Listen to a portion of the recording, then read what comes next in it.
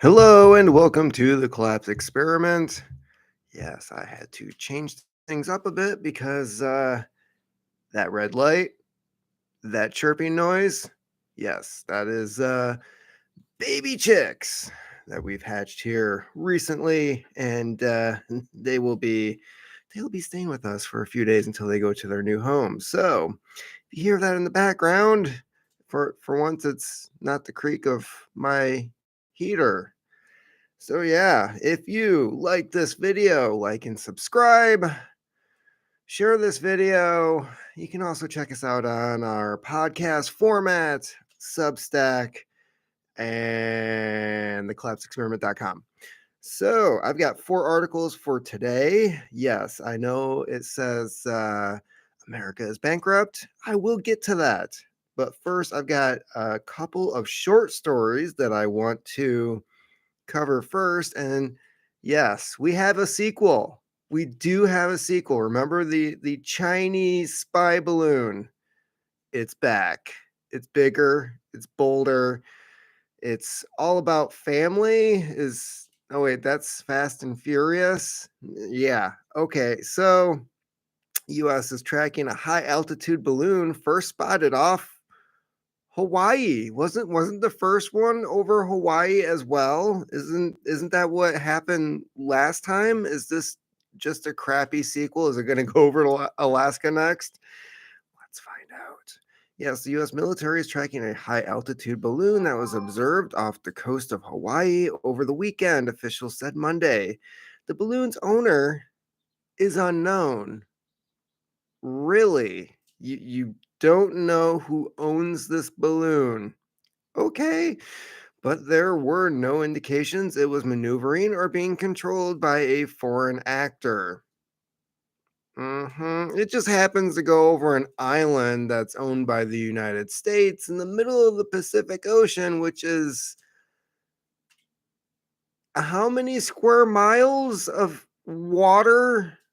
Why isn't it going over Easter Island or Guam or Japan? Like, there's so many other islands. It just happens to go over the central location of the Pacific Ocean with a huge Navy base. The balloon was detected and observed floating at approximately 36,000 feet above the Pacific on April 28th.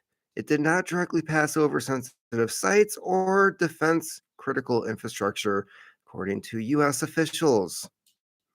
That's what they want you to believe. Does it have to be over the exact spot?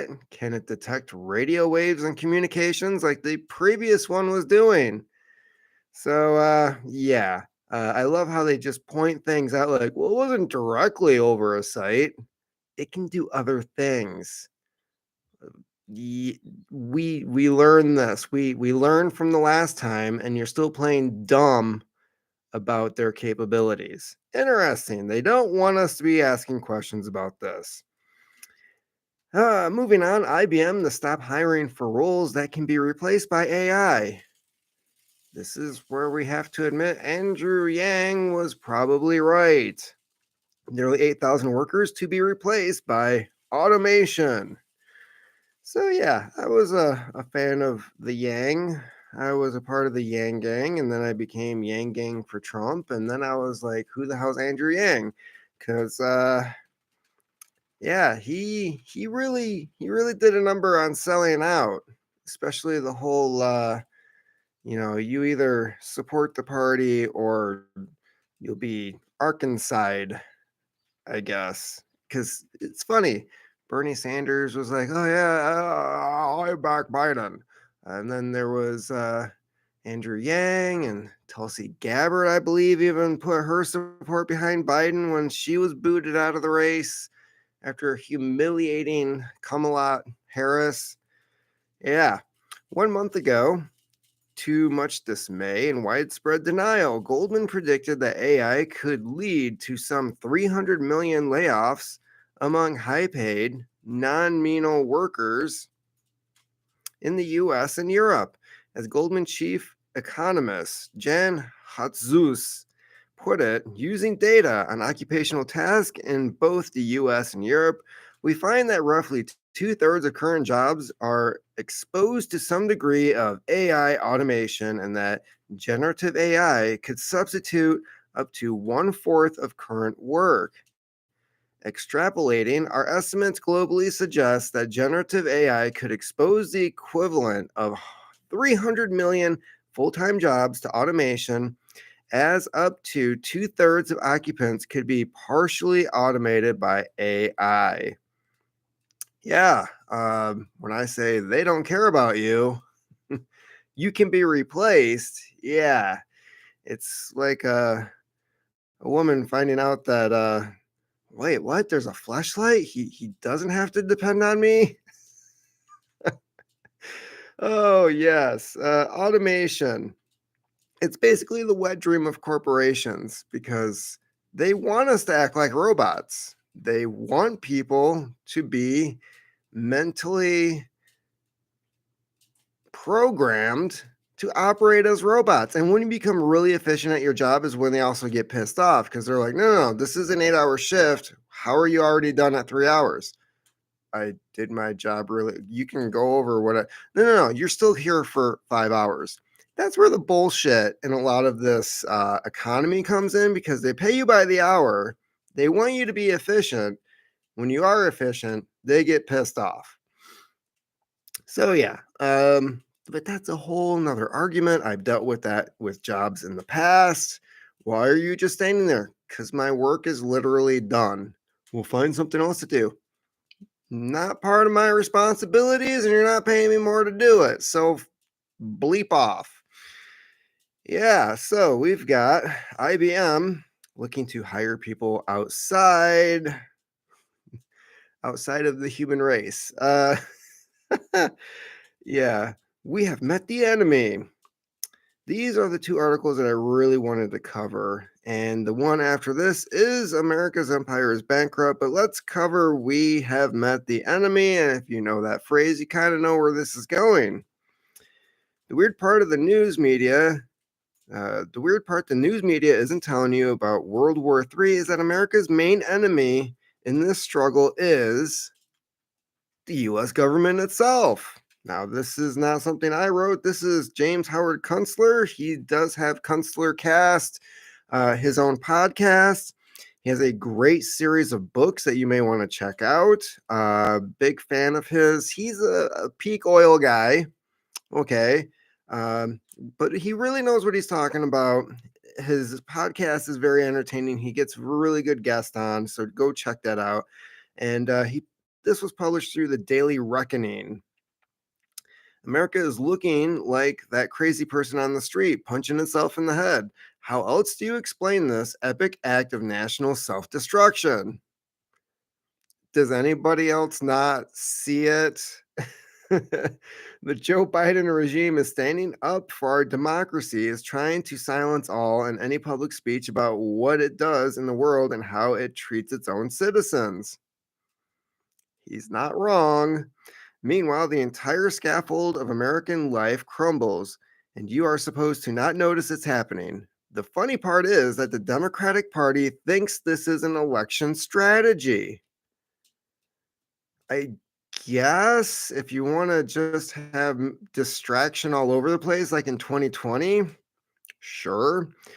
The funniest part of the funniest part of the funny part is that we bother holding elections at all.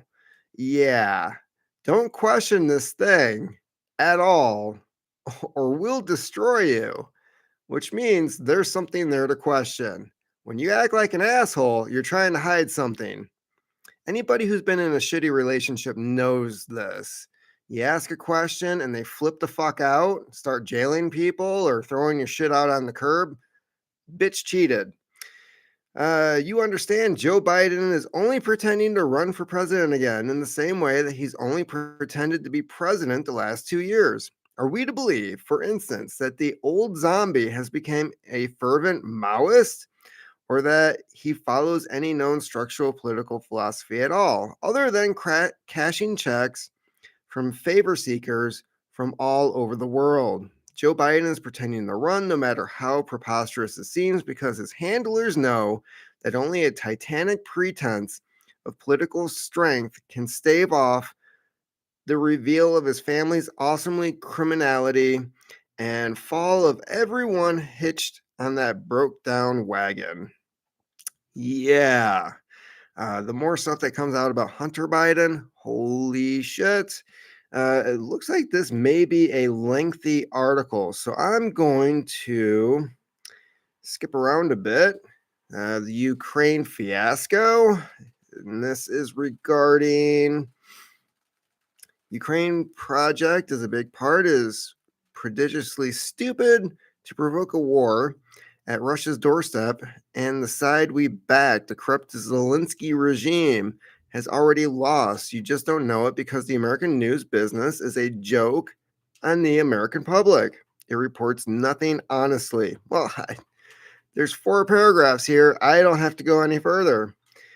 You go broke in 2 ways. The failure of the Ukraine project could easily stimulate a collapse in Europe's banking system, which would instantly spread to the America's banking system as obligations dissolve and payments stop. No shit. Election interference. I am going to skip that for the sake of not getting a strike while having a strike, I guess. Civil War strategy. Oh, now we're getting into the realm of Tim Pool. On top of all that, observers are reporting that more than 10,000 illegal immigrants a day will be crossing into the U.S. from Mexico in the weeks ahead. Alejandro Mayorkas. Yeah, that guy. You know, the eyebrow dude. Department of Homeland Security and Mr. Blinken's State Department have made arrangements with international NGOs working through the UN to systemically conduct these immigrants across the border, furnishing them with pre-cooked, phony asylum documents. Yeah, and the funny thing is, we just had that mass shooting in Texas where an a-hole was shooting a gun in his yard, and then the neighbors across the street asked him to stop doing that, and then he went and decided that it was a good idea to just shoot the people complaining that he was shooting the gun. The part they leave out is he was an illegal immigrant from Honduras. The neighbors across the street were also illegal immigrants from Honduras. The other thing that they don't point out, they like to say, well, it was an AR-15 and look at the damage that this thing can do. Well, yes, that's why the military fucking uses it, you dumbass. What they also bother to forget or purposely leave out is the fact that if you are an immigrant, even if you are here legally, if you have a green card, you cannot purchase a firearm in the United States. It is illegal.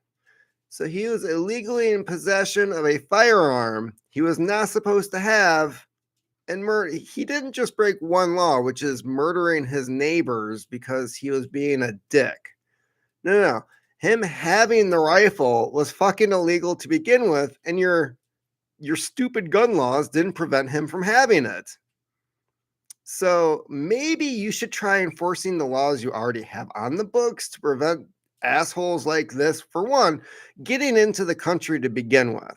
What the fuck was he doing here, and why wasn't his ass deported like it was several times before? The dude has a history of being here, and you've done nothing about it. No, you just let people in for no reason other than it makes you feel good about yourself. You don't live next to these people. You're not the ones getting shot. Okay, so yeah, while they're bitching and griping about this dude going around shooting people, they also refuse to acknowledge the fact that the laws that they put in place to prevent him from shooting people did absolutely nothing. So congratulations, you're a bunch of morons. So yeah, James Howard Kunstler, check out his podcast. As I've already mentioned, I am a regular listener. I think he does like one show a month. It's nothing extravagant. It's not like my show where it's Monday through Friday on a good week. No, it's about an hour long, once a month. He's got a nice back catalog. The only issue I have with this show is that you have no idea what you're going to listen to because it's just Kunstler Cast episode 563. You have no idea what the content's going to be. So that's one of the downsides. Um, and it's hard to go back and see, who was that guy that he was talking to a few months back? It's going to be a hard time looking it up. And to get to the last article that we have for today, America's bank empire is bankrupt. And this is via John Michael Greer via unheard.com. Herd, as in like a herd of cattle. Yeah, not that they aren't being listened to. It's don't put us in the kettle, man. Yeah, the dollar is finally being dethroned. Now, this is old news, and this is a long article, but let's see what it has to say for starters. And if you want to finish it yourself, you can always go to thecollapseexperiment.com. Let's start with the basics. Roughly 5% of the human race currently live in the United States of America. That very small fraction of humanity, until quite recently, enjoyed about a third of the world's energy resources and manufactured products about a quarter of its raw minerals. Yeah, this is all the same stuff I learned in college about how we're just absolutely horrible for doing great things in the past. Do you speak German? I don't either. You can thank America for that. The very small fraction of humanity, until quite recently, enjoyed about a third of the world's energy resources and manufactured products, about a quarter of its raw minerals. This didn't happen because nobody wanted these things or because the US manufactured and sold something so enticing that the rest of the world eagerly handed over its wealth in exchange. It happened because, as the dominant nation, the US imposed unbalanced patterns of exchange on the rest of the world, and these funneled a disproportionate share of the world's wealth to itself. That's how economics works. Like, we offer you, you don't have to take what we offer you. And yes, I understand that there's certain events that have happened within the last 10, 20 years that kind of shows that, like, if you try to bypass the system, bad things happen to you. Libya, Gaddafi. We came, we saw, he's dead. But what does Libya really have to offer other than the oil that he wanted to trade in a different currency? So yeah, there's nothing new about this sort of arrangement. In its day, the British Empire controlled an even larger share of the world's wealth, and the Spanish Empire played a comparable role further back. Before then, there were other empires, though limits to transport technologies meant that their reach wasn't as large, nor, by the way, was any of this an invention of people with light-colored skin. Huh.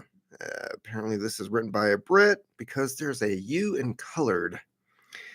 Mighty empires flourished in Asia and Africa when the peoples of Europe lived in thatched roofed mud huts. Empires rose whenever a nation became powerful enough to dominate other nations and drain them of wealth.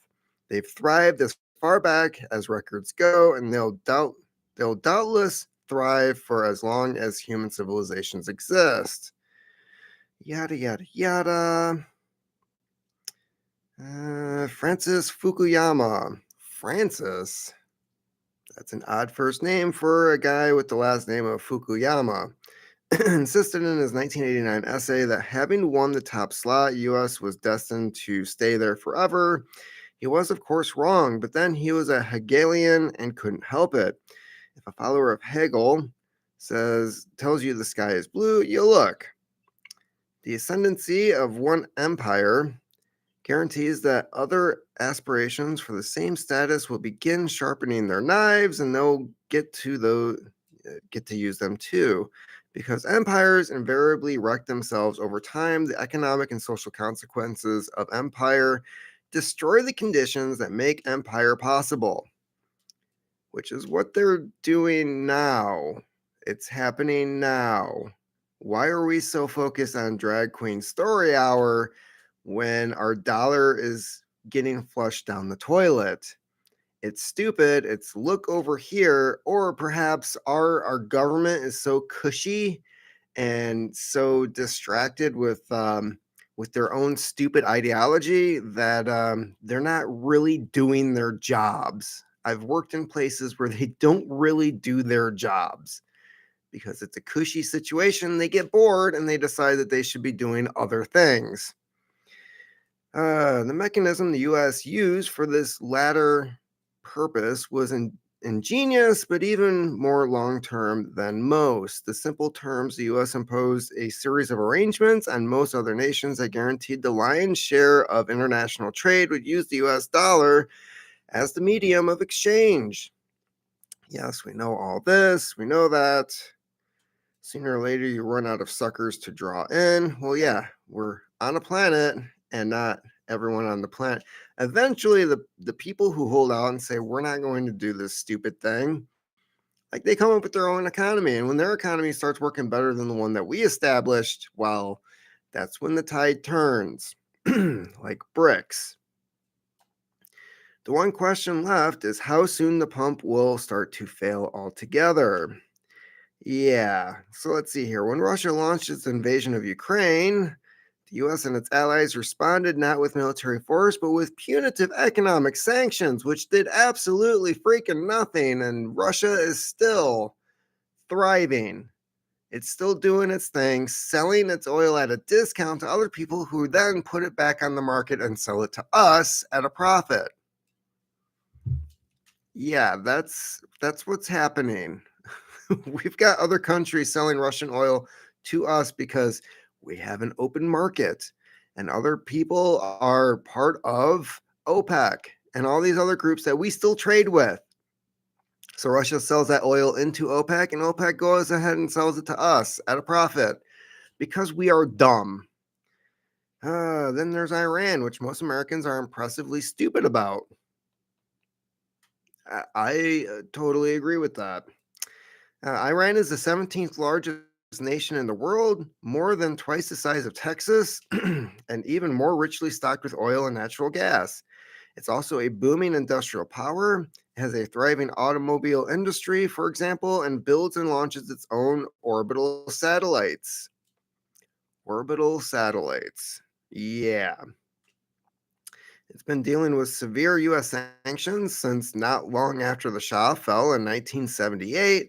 It's also a safe bet that the Iranian government and industrial sector know every imaginable trick for getting around those sanctions, as you would. So let's see here.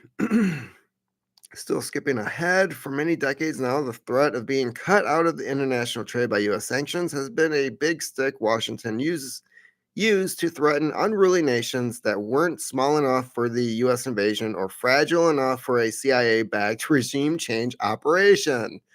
That's one of our favorite tricks right there. If you want to know more about it, check out Weird Al Yankovic's Party in the CIA. Over the last year, that big stick turned out to be made of balsa wood and snapped off in Joe Biden's hand. As a result, all over the world, nations that thought they had no choice but to use US dollars in their foreign trade are switching over to their own currencies or the currencies of rising powers. Again, BRICS. The US dollars, say, as the global medium of exchange, is thus ending. And it goes into a few more things. In short, America is bankrupt.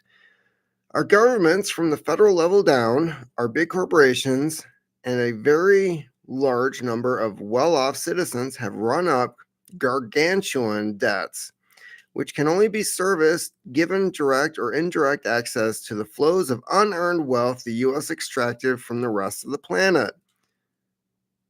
I would kind of say that this part is false here. They are literally just printing money. And that's not extracting wealth from other nations. That is just making up wealth. It's basic. This is why we have the inflation that we have today. There's not enough material coming in to make up for the money that's being printed. Otherwise, we wouldn't have the inflation because the products would be there to back the dollar. Now we just have more dollars than product that we have on the shelf. Those debts cannot be paid off, and many of them can't even be serviced for much longer.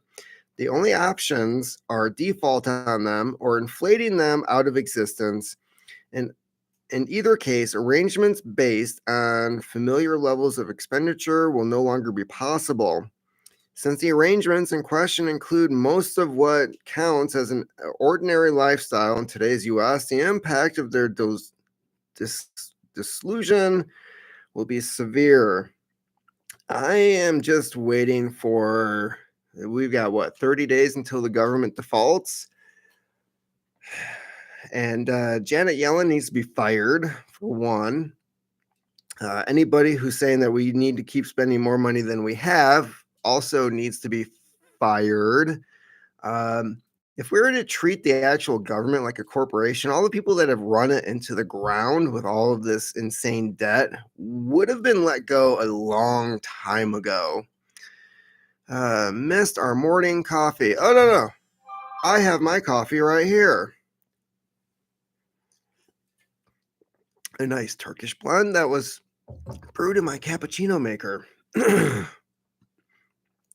The good news is that there's a solution to all this. The bad news is that it's going to take a couple of decades of serious turmoil to get there. I've been preparing for that for a long time. Oh, there you are. Yes. The solution is that the US economy will retool itself to produce earned wealth in the form of real goods and non financial services, except that nobody wants to freaking work here.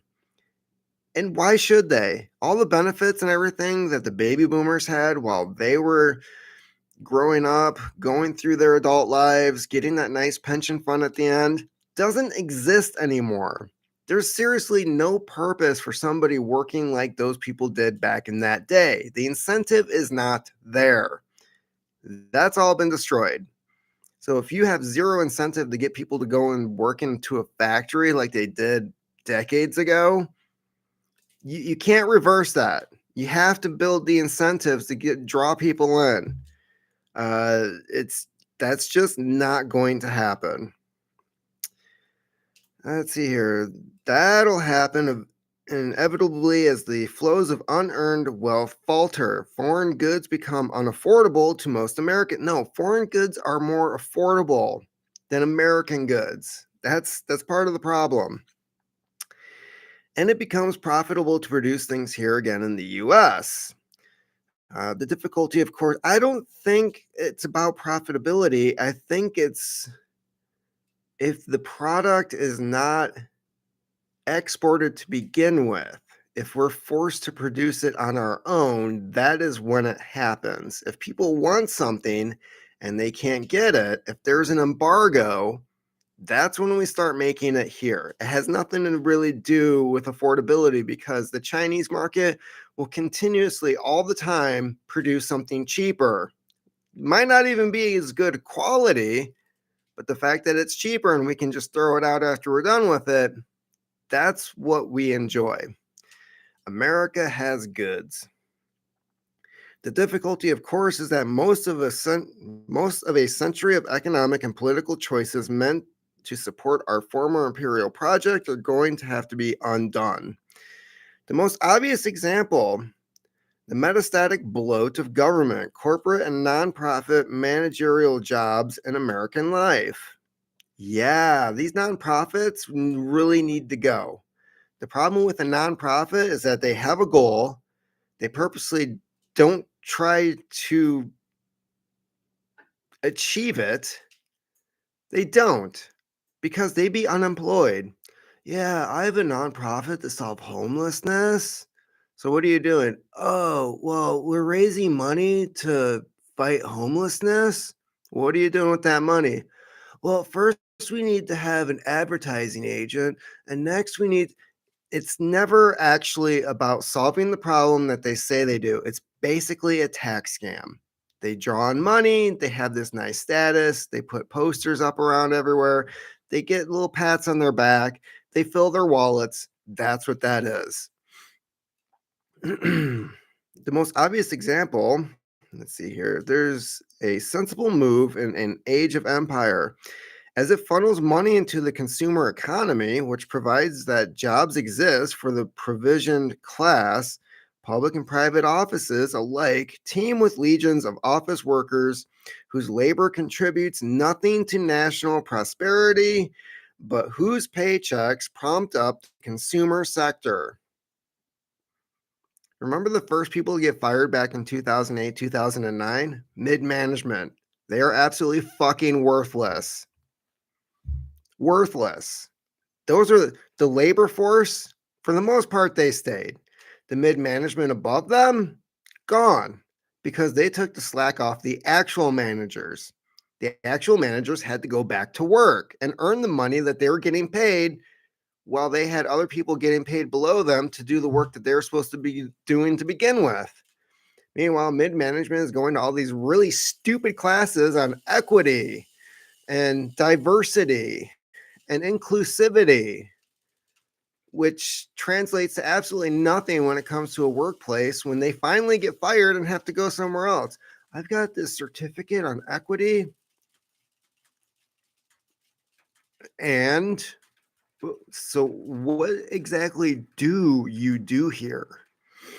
Yeah, so that bubble is already losing air. It's indicative that Elon Musk, after his takeover of Twitter, fired some 80% of that company's staff. Twitter's still working. He got rid of 80% of the people, and Twitter is still functioning. Okay. Other huge internet combines are pruning their workforce in the same way, though not yet to the same degree. Yeah, that's going to happen. The recent hubbubaloo about artificial intelligence is helping to amplify the same trend. Here we go with artificial intelligence again and firing people. So let's skip ahead again because this is a long, long article. The outcome of all this, well, one lot of pundits will insist at the top of their lungs that nothing will change in any way that matters, and another lot will start shrieking that the apocalypse is upon us. Well, for some people, it is, and other people, it's not. I'm just hoping the apocalypse is actually for the people mid management again who have to figure out how to do something because they were handed these cushy jobs with good paychecks that basically fuel the economy while contributing absolutely fucking nothing of value. What will happen instead is the middle and upper class in the US and in many other countries will face the same kind of slow demolition that swept over the working classes of those same countries in the late 20th century. This is not going to be a fast process.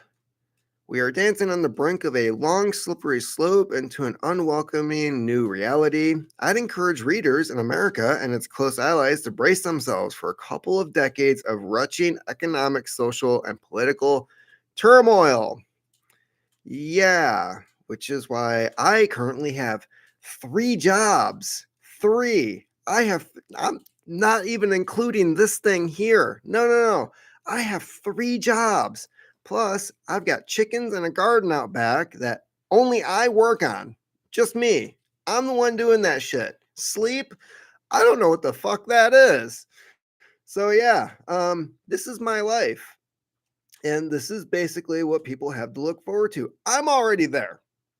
I'm already at this position where, like, well, if I lose one of the 3 jobs, I'm still covered. I can still pay my bills, right? But if you just have the one job and you're in one of those little middle places right about here, and you're above some people who do physical manual labor, and then you have these people up here above you that are signing your check, you're fucked. This is you. You're gone. And that's what's going to happen. It's going to start with those people. And then it goes back to what happened later in 2009, 2010. Bob's been here about 6 months. Well, Bob is gone. And now we're going to have three other people do Bob's work for the same pay and the same amount of hours. Better not go over those hours, boys. Yeah, that's what we're looking at.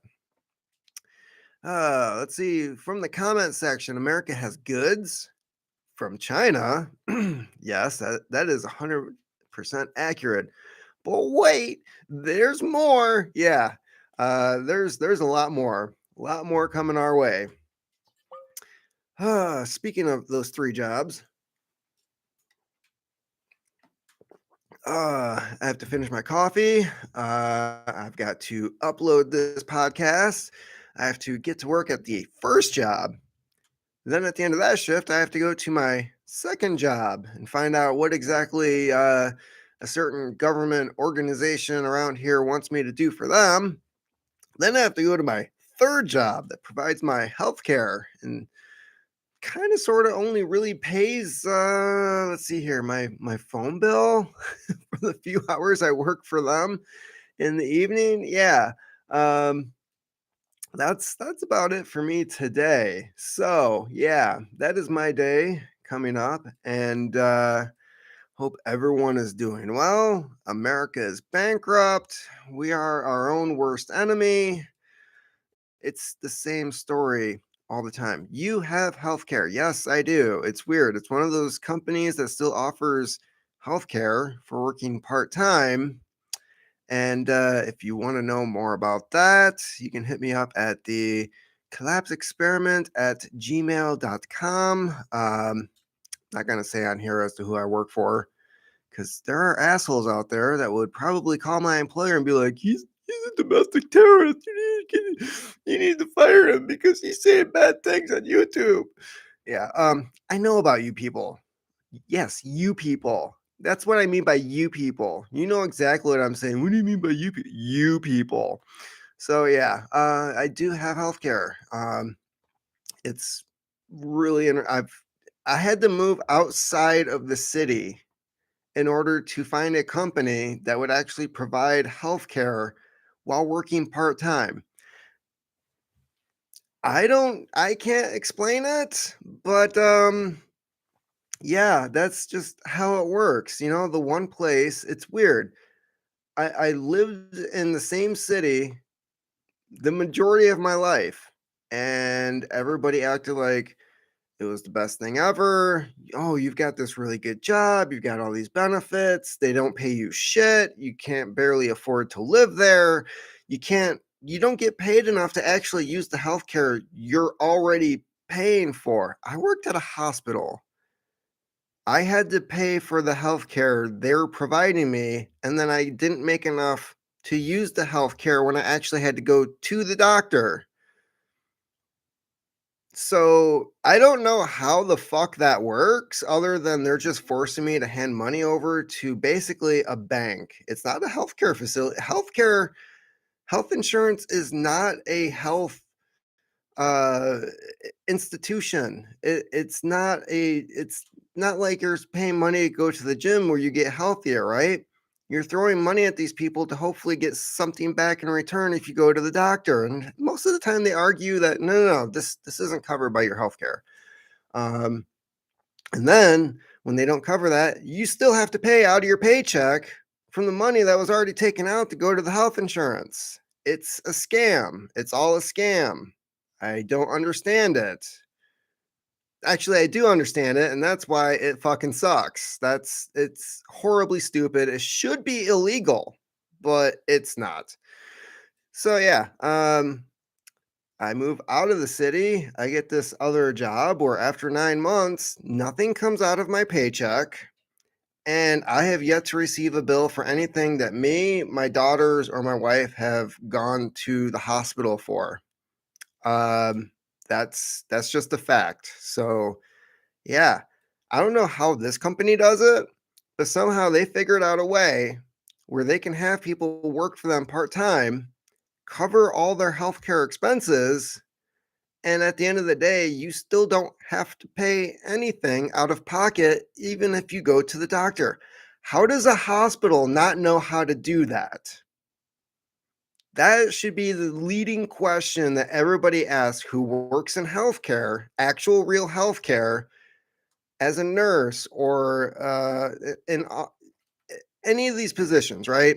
Whether you're an x ray tech, ortho, whatever it is, if you're a doctor, like, why would you have astronomical healthcare costs working in a healthcare facility when some dude who's walking around with packages filling trucks has everything covered through a company? I don't know. I have better healthcare than I had working 14 years in healthcare. It's amazing. It's amazing how stupid our system is. So yeah, if you have any questions about that, I'd gladly answer them. Hit me up at my email. It should be in my channel description. And yeah, so that's about it for me today. I am done bitching and moaning. Keep on typing.